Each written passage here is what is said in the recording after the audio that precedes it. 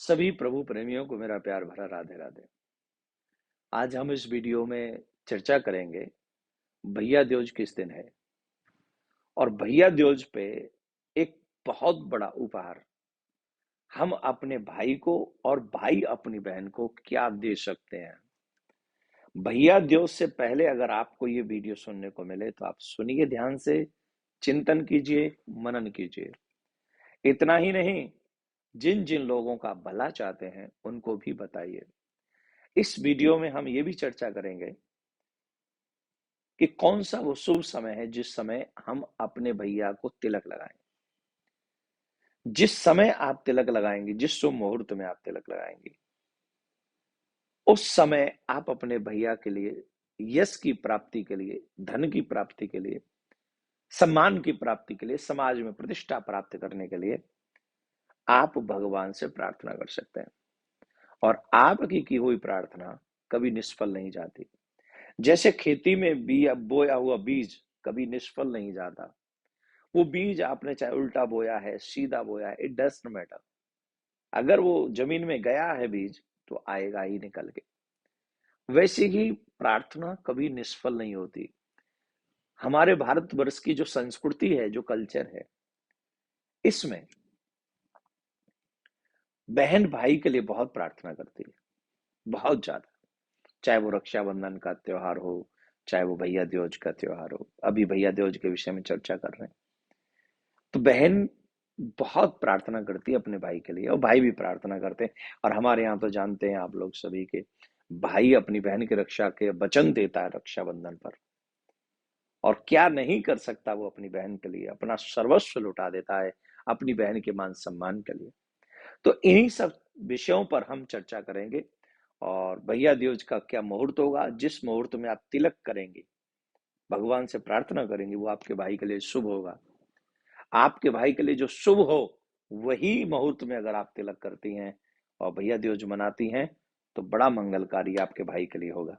तो जितनी भी भारतवर्ष की बहनें हैं, समय रहते इस मुहूर्त को अवश्य जान लें। दूसरा, अगर भाई बहन एक और प्रयास करें तो मैं ये मान सकता हूं कि आप दोनों ही जो भी इस उपाय को करेंगे वो यमराज की यातनाओं से बच सकते हैं, यम की यातनाओं से बच सकते हैं।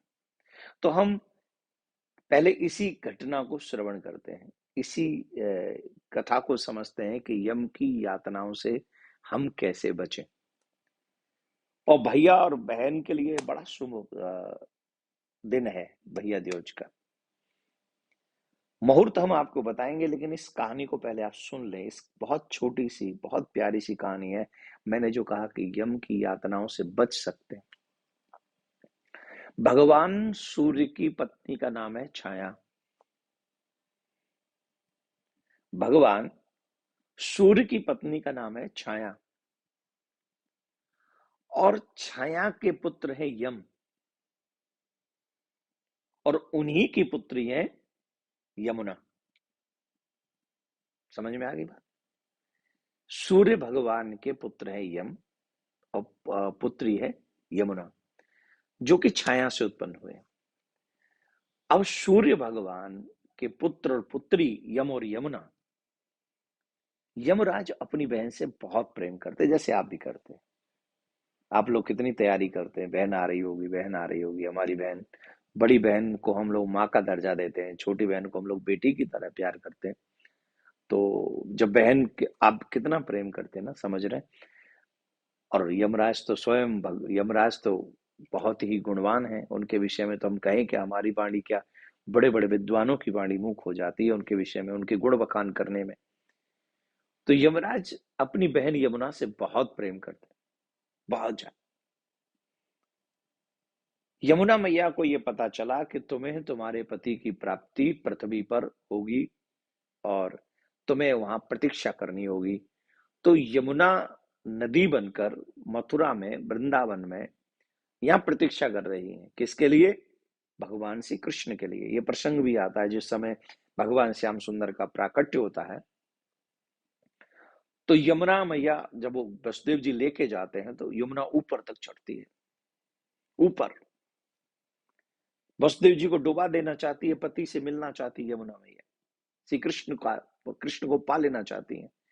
तो भगवान श्री कृष्ण ने कहा अभी मुझे जाने दो, मेरे पिताजी को कष्ट मत पहुंचाओ। बोले मैं तो आपको पाना चाहती हूँ। बोले चिंता मत करो, अभी मैं जा रहा हूं, और जब मैं वापस मथुरा लौट के आऊंगा, जब मैं कंस का वध करूंगा, उस समय मैं तुम्हारे ही घाट पे विश्राम करूंगा। तो उसी जगह का नाम हुआ, जहां भगवान श्री कृष्ण ने कंस को मारा, उस जगह का नाम हुआ विश्राम घाट। और वहीं जमुना मैया भगवान के आने का प्रतीक्षा करने लगी। अब भैया द्योज के दिन यमराज स्वयं आए हैं अपनी बहन के यहाँ, सुंदर सुंदर वस्त्र लेकर इत्यादि व्यवस्था करके। यमुना मैया ने उनका तिलक किया, क्योंकि भाई है, भैया द्योज के दिन उनका तिलक किया। तिलक करने के बाद यमराज बोले बहन मैं बड़ा प्रसन्न हूं, मुझसे कुछ मांग लो। बोले मेरे पास तो सब कुछ है, मैं क्या मांग। बोले कुछ भी मांग लो। बोले ठीक है, अगर तुम देना चाहते हो तो जन कल्याण के लिए मुझे एक बात, मेरा वचन दो, वरदान दो। बोले क्या? कि भैया द्योज के दिन जो भैया द्योज के दिन इस यमुना में स्नान करे, इसी विश्राम घाट पे भाई और बहन स्नान करें, तो वो नरक की यातनाओं से, यम की यातनाओं से मुक्त हो जाएं। हमारे ब्रज में ये उत्सव यम दतिया के नाम से मनाया जाता है, और इस तृतीया को यम तृतीया भी कहते हैं, इस नाम से भी इसको जाना जाता है। तो जो भैया और बहन भाई द्योज के दिन विश्राम घाट पे या यमुना मैया के तट पे, यमुना में आकर दोनों मिलकर स्नान करते हैं, यमराज के वचन के अनुसार वो कभी भी यम की यातनाओं को नहीं भोगते हैं। इसलिए हमको चाहिए कि हम लोग भाई बहन मिलकर यमराज को यमुना जी में स्नान करें। अगर इस यमुना में स्नान भाई बहन करेंगे, यम दतिया का उत्सव मनाएंगे, तो निश्चित आप और हम सब नर की यातनाओं से बच जाएंगे, इसमें कोई संशय नहीं है। तो आप प्रतीक्षा कर रहे होंगे मुहूर्त की, तो मैं शुभ मुहूर्त बता देता हूं। सुबह 6:28 से 7:50 तक ये सुमुहूर्त है, जिसमें आप अपने भाई को तिलक करें। और दूसरा 12:15 से 2:50 तक सुमुहूर्त है। इसमें अगर आप अपने भाई का तिलक करेंगी, भैया द्योज का उत्सव आप मनाएंगी, और भगवान से प्रार्थना करेंगे, यमुना मैया से भी प्रार्थना करेंगे, अपने इष्ट, अपने आराध्य से प्रार्थना करेंगे, तो आपके भाई को यश, लक्ष्मी, पद, प्रतिष्ठा प्राप्त हो सकती है।